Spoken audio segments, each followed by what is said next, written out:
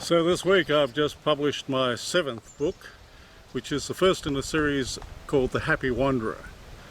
And that's because I got to see fairy tale castles like this one while I was researching right throughout Europe on our tours which we conducted over here. My wife for 20 years, me for 14 years. And this series is all about my travel impressions of Central and Western Europe. And of course there are a lot of impressions I've gained over the many years that we took Australians through Europe. Book 1 in the Happy Wanderer series, which is now available on the Amazon platforms globally, is all about the Czech Republic, the land of fairy tale castles, like this one, Bozov Castle in Moravia. Just follow her lead. I did, to research this castle thoroughly.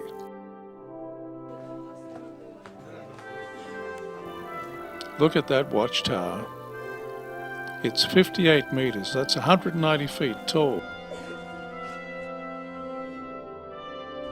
Often I've found sites like this, kids on school excursions, eager to learn more about their own culture, their history and the castles.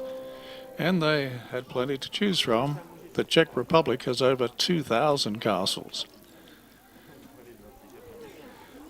The kids there were standing on a concrete bridge. It used to be a drawbridge over a moat. Now they've entered into another world.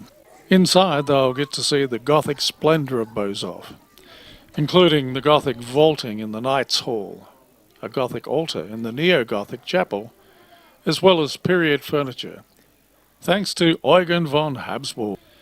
He was an Archduke, and he had an eye for decoration. The castle itself dates from the 14th century, and its owners include George of Poděbrady, who became a Czech king. And then in the 17th century, it belonged to the Teutonic Knights. So Bozov, and we took Australians here, and a couple of them like to pronounce it as Buzov, but the booze is never off in the Czech Republic. So it's Bozov. And it's got quite a history. So how did I go from broadcasting for 35 years to become this happy wanderer? Well, my final radio gig was Radio 6PR in Perth.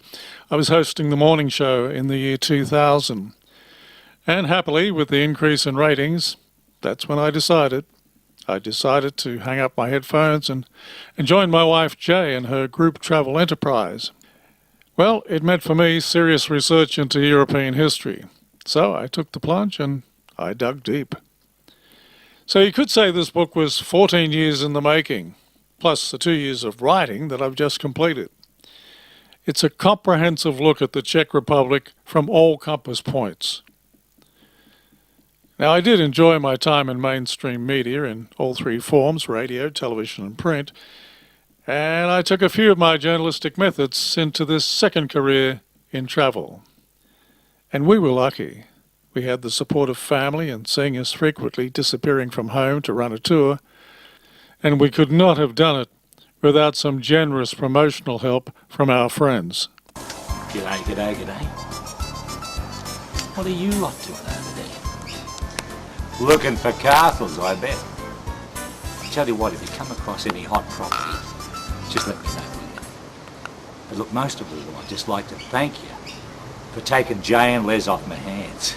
You've got no idea how peaceful it is around here.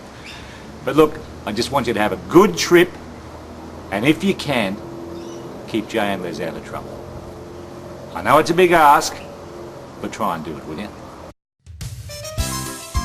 Merry Christmas to you listeners. With Les and Jay, they'll take care of you for a good white Christmas in Europe. You'll have a great time, I'm sure of that. The trouble is with Europe, and I've got a wonderful German wife, is there are so many new Australians over there. Half of them don't speak blinking English, and you know, you think they just arrived on the last boat there. But they're Europeans. Put up with them, come back to Australia, remain a 2UE listener, and I hope you stay with us. Well, hello ladies and gentlemen and those who aren't. We don't want to know about those who aren't. We're in Central Europe here. You may or may not get to see what's over the hill here. It's Chartres Cathedral is just over the hill here. It's a gorgeous spring day.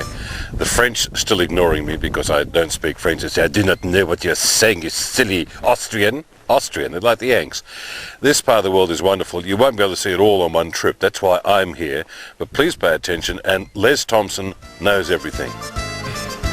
Little shot of the village called Kvilda. This is the highest village in the Czech Republic. The reason I've come here is for my book, which is all about the entire Czech Republic. Down there is where you enter the forest. And yesterday I did it on a bicycle because it's the only way you can do it, into the bush where the links are, but I didn't come across any, thankfully. And loads of cycles going down that way because you go up the mountain. You literally climb about 60 meters straight up to what is one of the two sources of the mighty Vltava River, which goes all the way from the borderland here up to Prague and beyond to a place called Milnik. And it becomes a real torrent at times, and in fact they had to have flood mitigation systems put in right along the length of it. And it's a tiny trickle where it starts up here in the mountains.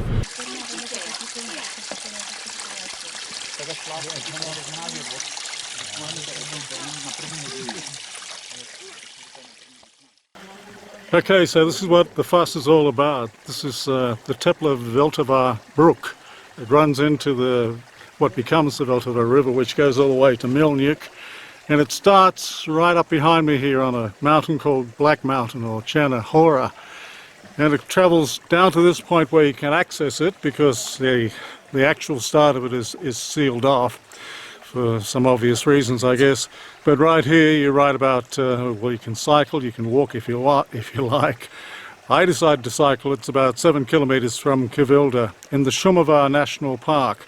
And this is what it's all about. This water flowing out here is the mouth of one of the sources of the Vltava River.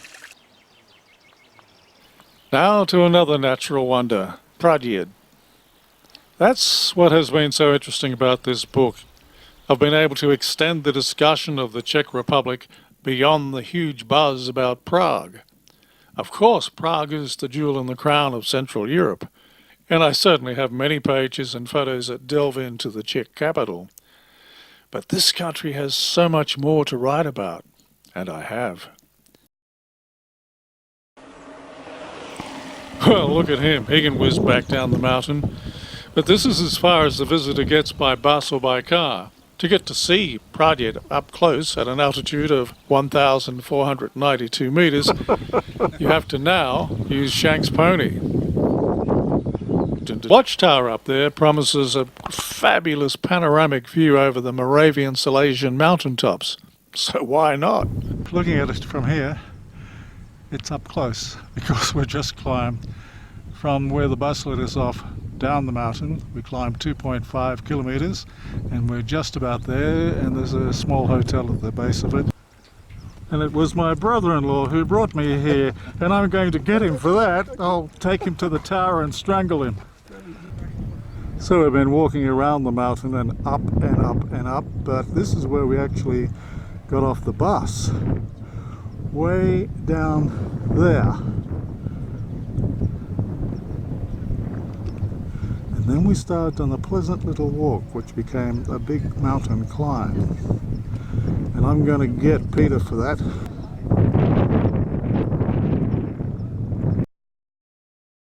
This bloke is Praděd himself, the legendary great-grandfather, custodian of this mountain.